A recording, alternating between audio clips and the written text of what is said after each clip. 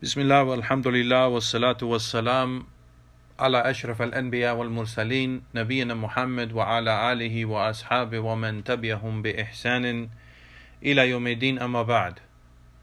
En el nombre de Allah, el misericordioso, el clemente, todas las alabanzas son para Él, subhanahu wa ta'ala, y que la paz y bendiciones sea sobre el mejor y más noble de todos los profetas y mensajeros de Allah, nuestro profeta Muhammad sallallahu alayhi wa sallam, y sobre su familia y sus compañeros, los sahaba radiyallahu ta'ala anhum jami'an, y sobre cada quien sigue el camino de ellos hasta el día del juicio. Amma ba'd, a lo que sigue, hayakum Allah ya Juan, barakallahu fikum.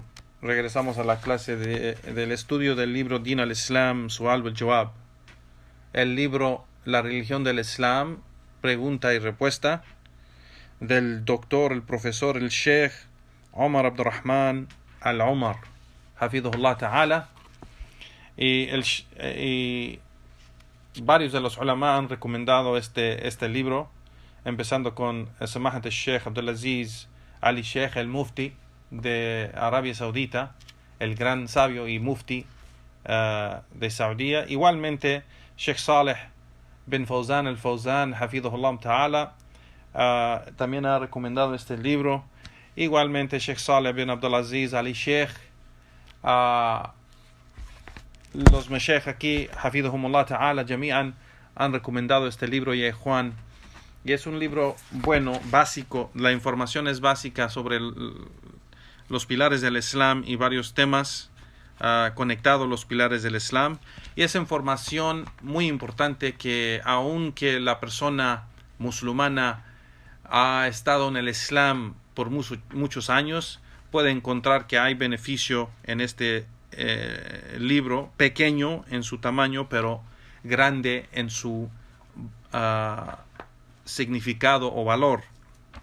Juan, barakallahu fikum, en las clases pasadas tomamos varios de los pilares del Islam y esos temas conectados a los pilares del Islam.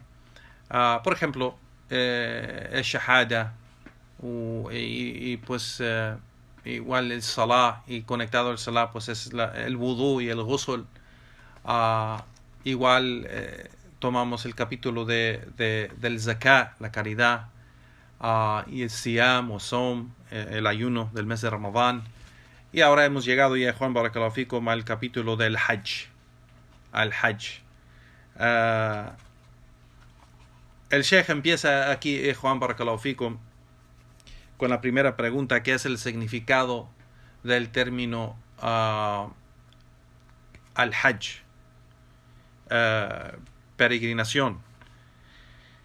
Y el Sheikh aquí dice: al-hajj es un viaje que se hace a Mecca, a la ciudad de Mecca, con el propósito de hacer unas acciones de adoración específicas en un tiempo específico. Y eso es el hajj. La peregrinación, y Juan, barakallahu fikum, primeramente es un pilar del Islam, y es una acción de adoración grandísima con Allah subhanahu wa ta'ala. Y es una de los pilares del Islam que solo es obligatorio sobre la persona musulmana si tiene esos recursos y está físicamente, o tiene el poder físicamente de hacerlo. Y si no tiene esos recursos o no tiene ese poder físicamente de hacerlo, pues entonces tiene excusa con Allah y no es obligatorio sobre esa persona. Pero cualquier musulmán, hombre o mujer, que tiene los recursos y el poder físicamente de hacerlo, y todo lo que se necesita para hacerlo, por ejemplo, si es mujer, pues necesita mahram. Si es hombre, igualmente pues necesita no solo los recursos, pero los trámites que se tienen que hacer, como visados y todas esas cosas. Y si tiene todo eso y tiene el poder de sacar y hacer todo eso, pues es obligatorio sobre esa persona, y si no lo hace es un pecado grande, por ser que es un pilar del Islam. Es o abandonar un pilar del Islam es de los más grandes pecados, ya Juan, que el musulmán puede hacer. Entonces es el significado de la palabra al-Hajj. Hay que acostumbrarnos, ya Juan, de usar la palabra o el término islámico para esas acciones de adoración específicas en el Islam. O sea, no hay que mencionar siempre peregrinación o oración o caridad o en esa manera, pero debemos decir zakat para la caridad. En vez de hacer caridad, decimos zakat. O, por ejemplo, salah. En vez de decir oración, voy a hacer la oración, voy a hacer el salah. O sea, debemos acostumbrarnos a usar esos términos islámicos porque esos términos islámicos es lo más correcto, porque aunque hay una palabra en la traducción, pero no es exactamente eso. Por ejemplo, peregrinación no es exactamente el significado de Hajj. Hajj tiene un significado más amplio y más específico, igualmente. Y también, por ejemplo, el Salah. El Salah no es solo oración. Oración como se entiende el significado de la palabra en español. Oración no es solo eso. El Salah. Igualmente el Zakat. El Zakat no es solo caridad, pero es caridad y impuesto al mismo tiempo. Así que tenemos que acostumbrarnos, ya Juan, a usar estos términos islámicos en su idioma de origen, ¿me entiendes? Su idioma original, porque es lo más correcto y tenemos que acostumbrarnos de usarlo porque es el significado correcto y no la traducción. ¿Sí me entienden?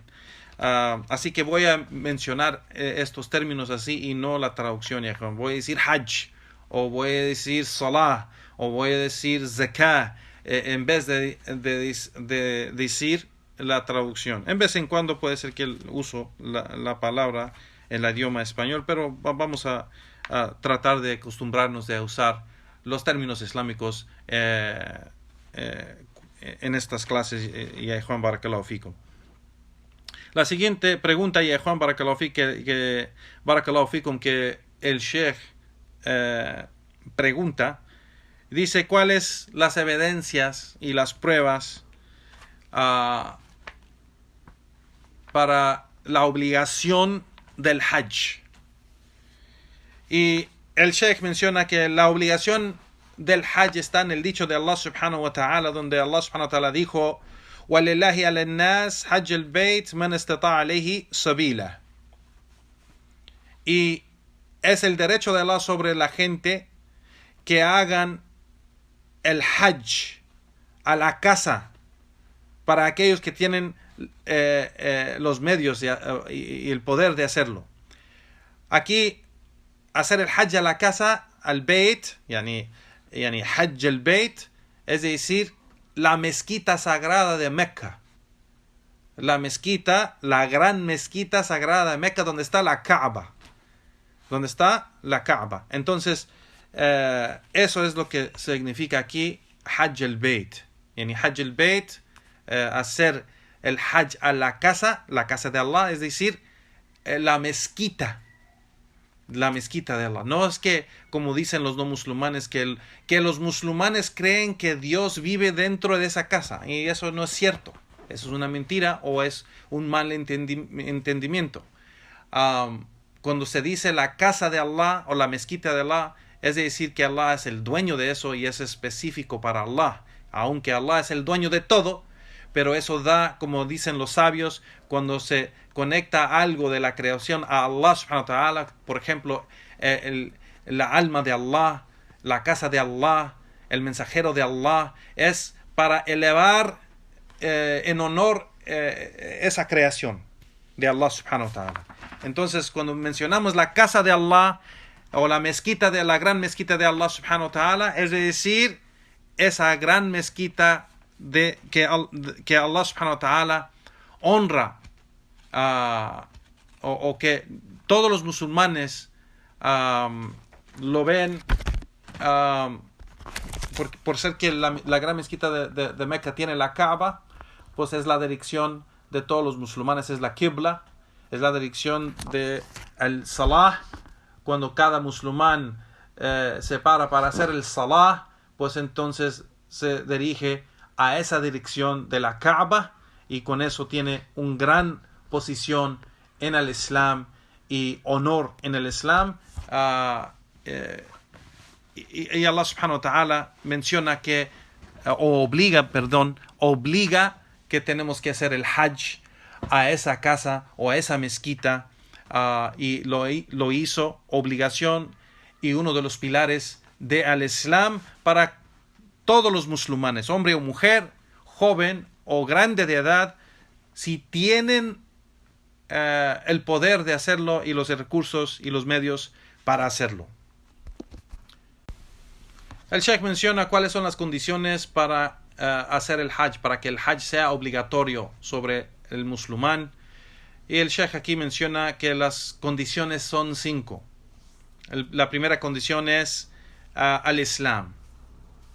Para que sea obligatorio para esa persona, tiene que ser musulmán.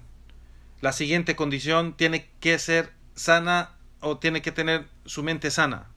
O sea, no debe de tener ninguna enfermedad de su mente. Tiene que estar claro de mente. O sea, tiene que saber lo que está haciendo.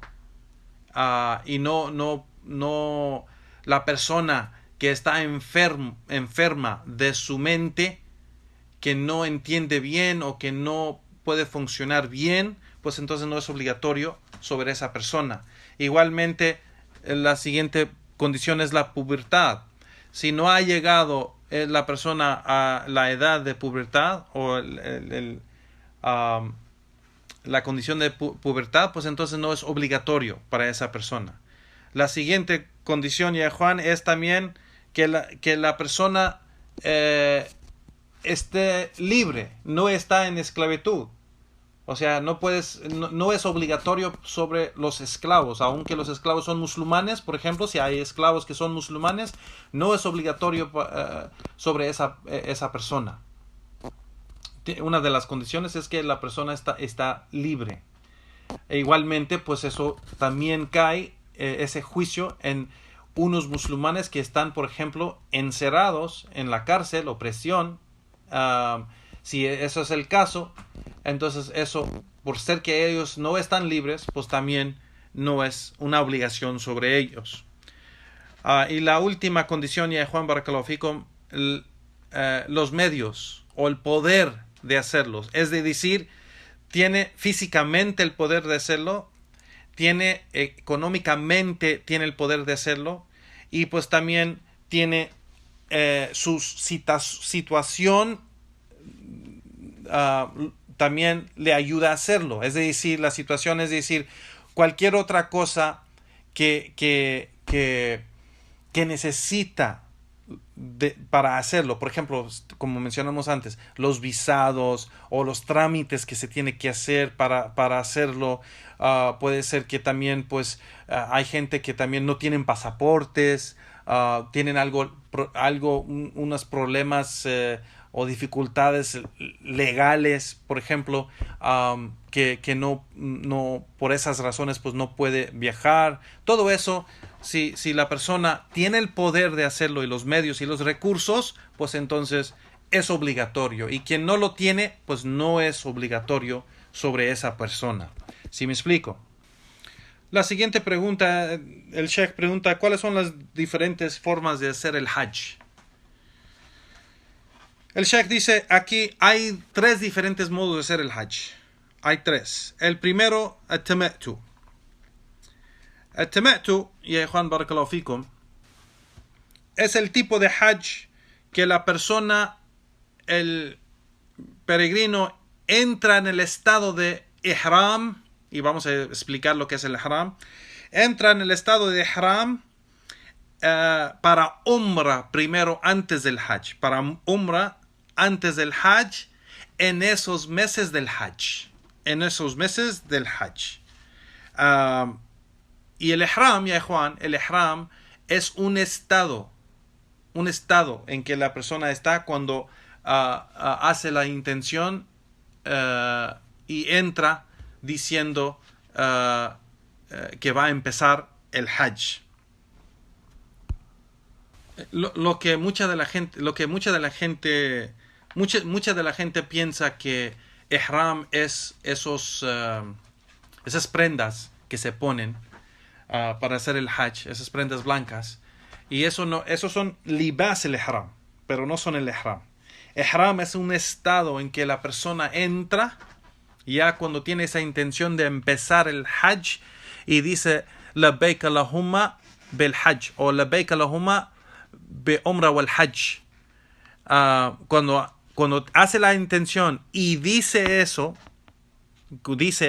pues entonces ya entra en el estado de ihram.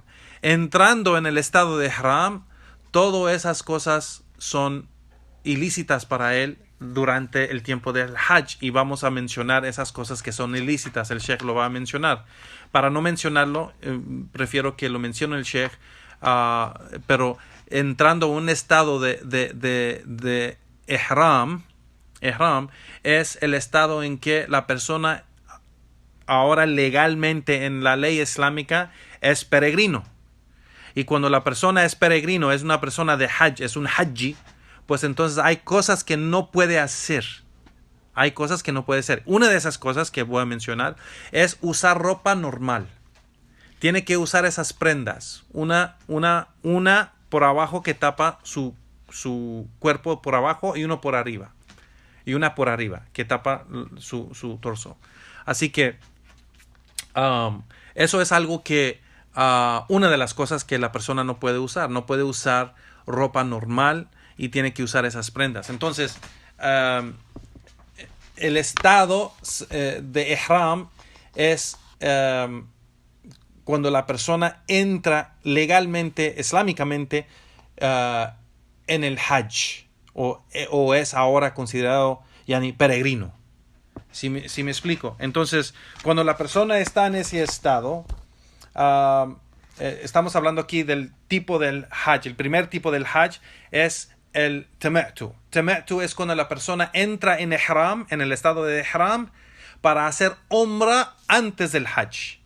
Es, por ejemplo, esa persona llega a Mecca antes de los días del Hajj, entonces hace umrah primero, y después de hacer umrah sale del estado de ihram y se puede poner ropa normal.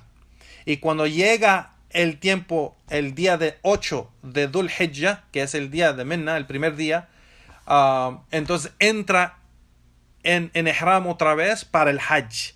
Este tipo de Hajj se llama tamattu, el que tiene umrah y Hajj juntos.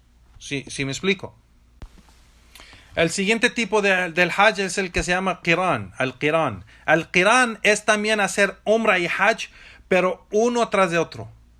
Es decir, la persona llega, por ejemplo, el 8 de la mañana o 8, el día 8 del mes de Dhul Hijjah, y llega a Meca, hace umrah y se va a Mina. Porque el día 8 de Dhul Hijjah, los peregrinos tienen que estar en Mina, en la zona o área que se llama, en Meca, que se llama Mina. Entonces, por ejemplo, si la persona llega el día 8, entonces hace el umrah y hace el Hajj luego. Y no sale del estado de ihram. Se queda. Entonces, ¿cuál es la diferencia de tamattu y qiran? Tamattu es que la persona hace umrah y Hajj igual, pero hace el umrah y por ser que llega antes de los días del Hajj, hace el umrah y después termina el umrah y sale de ihram. Y puede estar en ropa normal. Y el qiran, el segundo tipo, es que nunca sale de ihram. Hace umrah y Hajj, pero no sale del estado de ihram. Terminando el umrah, se va a Mena para hacer el Hajj. Si me explico, es la diferencia. Y el tercer tipo del Hajj, Juan, es cuando la persona hace solo el Hajj sin umrah. Sin umrah. Hace el Hajj solo y no hace la intención de hacer umrah con el Hajj.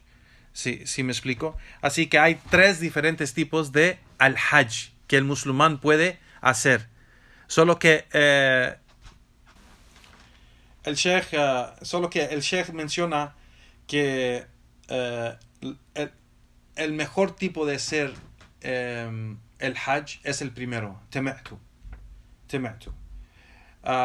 Y la diferencia de tamattu y qiran es de que qiran, aunque se hace umrah también, pero qiran también se tiene que traer el animal que va a sacrificar.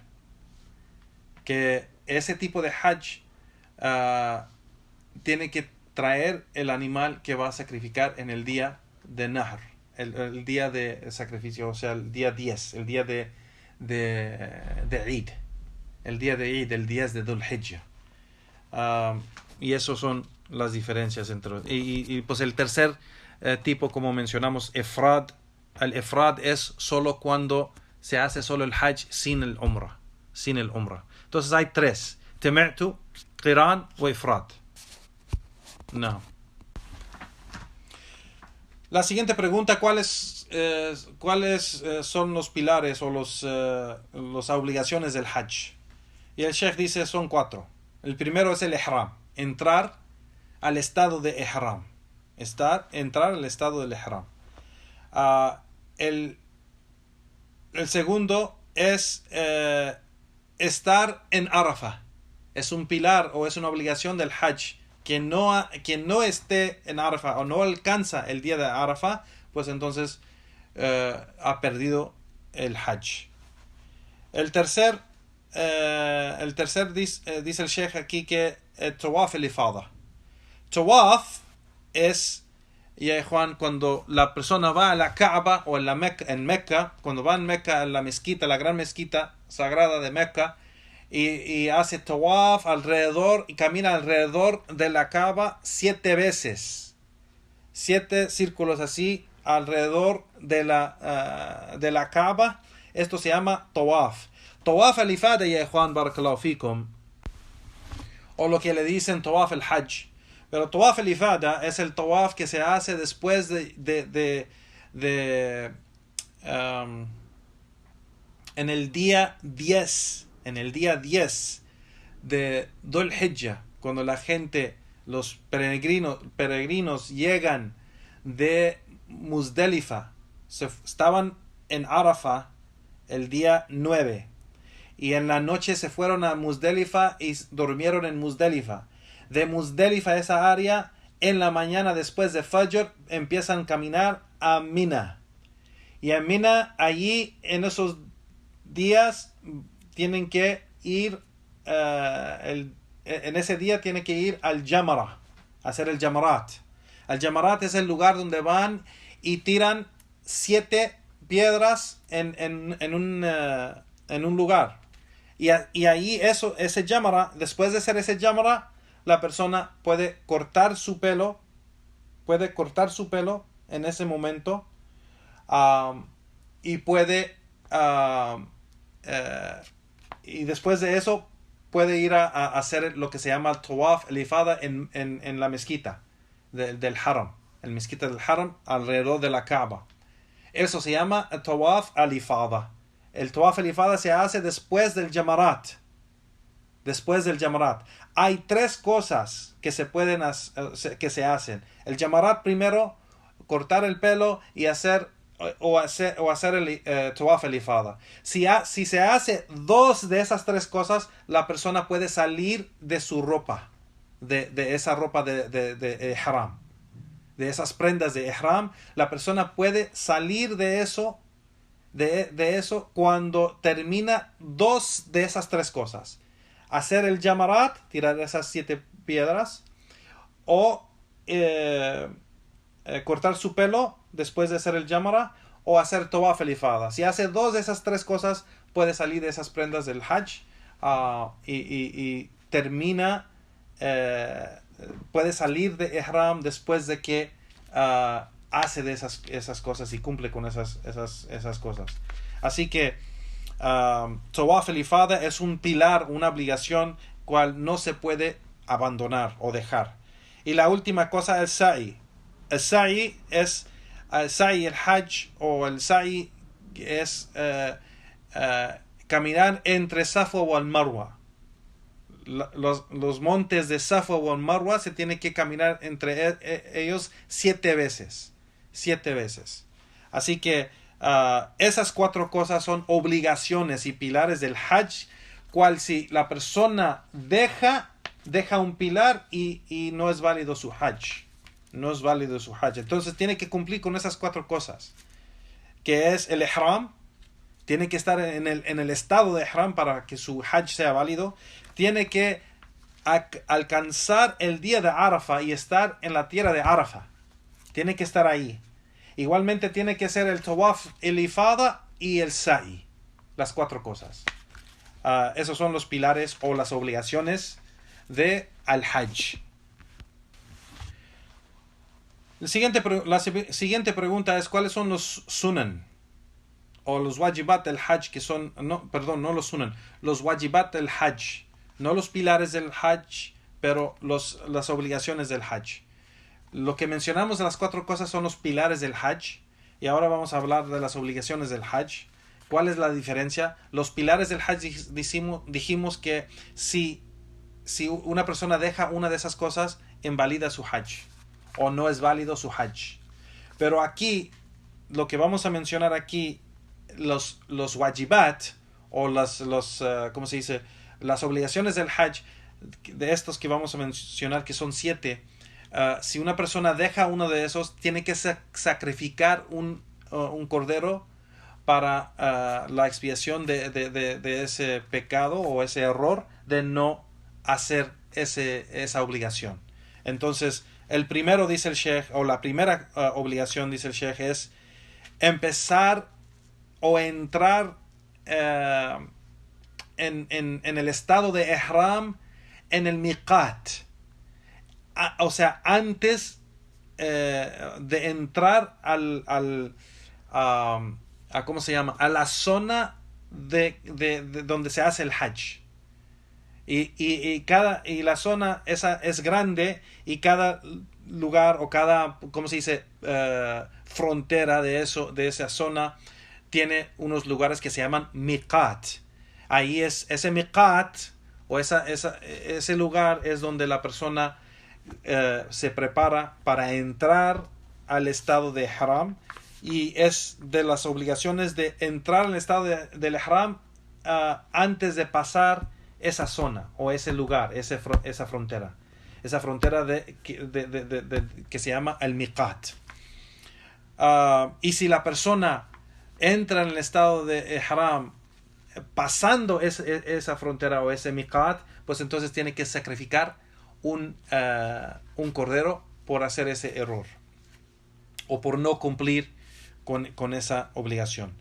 La segunda condición, ya Juan, o obligación, es quedarse en Arafah hasta Maghrib, hasta la noche. Llegando Maghrib, quedarse en la tierra de Arafah hasta que llega Maghrib. Y es muy importante.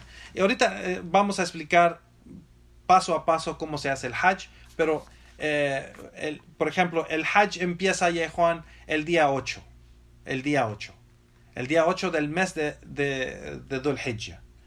Y eso empieza en Mina, en la tierra de Mina. O sea, todo esto está en Meca, pero hay zonas en Meca y esta zona se llama Mina. Ahí se empieza el hajj el día 8. Ahí se queda todo el día 8, y se duerme allí, el peregrino se duerme allí hasta la mañana del 9 del Dhul Hijjah, que es el día de Arafah. Después de Fajr, la gente se empieza a caminar y irse a Arafah, a la otra zona que se llama Arafah. Arafah es el día del 9 de Dhul Hijjah. Los peregrinos, los hujjaj, tienen que quedarse en Arafah hasta Maghrib. Entonces, se tiene que quedar ahí hasta Maghrib. Esa es una de las obligaciones. Entonces, si la persona se va antes de Maghrib, por ejemplo, se va después de Asr para irse a Muzdalifa, eso es un error y no cumple con esta obligación y tiene que sacrificar un cordero por hacer ese error o no cumplir con esta obligación, que se tiene que quedar en Arafat hasta Maghrib. Y el Sheikh aquí menciona, y esto es específico para aquellos que llegaron en el día. Puede ser que hay gente por cualquier razón que le pasó a esa persona, llegó tarde a Arafat y llegó en la noche o lo que sea, o un poco antes del Maghrib, pues eso es, el Sheikh menciona que esto es específico para la gente que llega en el día. Y como mencionamos, Arafat es un pilar. Tienes que alcanzar el día de Arafat para que tu Hajj sea válido. Porque el profeta sallallahu alaihi wasallam dijo, al Hajj Arafat. Al Hajj Arafat. O sea, el Hajj es Arafat, es el día de Arafat. El que no cumple con Arafat o que no alcanza el día de Arafat, estar en la tierra de Arafat, estar en Ihram con la intención de hacer el Hajj y estar en la tierra de Arafat, si no alcanza el Arafat, pues no ha cumplido con un pilar del Hajj y entonces su Hajj es inválido. Es inválido, ya Juan, barakallahu fikum. La siguiente obligación es dormir la noche en Muzdalifa. Muzdalifa es la siguiente zona después, cuando llega la noche en el día del Arafat, el día 9 de Dhul Hijjah, llega Maghrib y la gente empieza a caminar o irse a la zona que se llama Muzdalifa. Muzdalifa es una obligación quedarse y dormirse ahí por la noche hasta Fajr. Hasta Fajr. Esta es una obligación. Entonces, si la persona no se queda en Muzdalifa por la noche, pues entonces es algo que no ha cumplido con esta obligación y tiene que sacrificar un cordero por ese error o por no cumplir con esa obligación.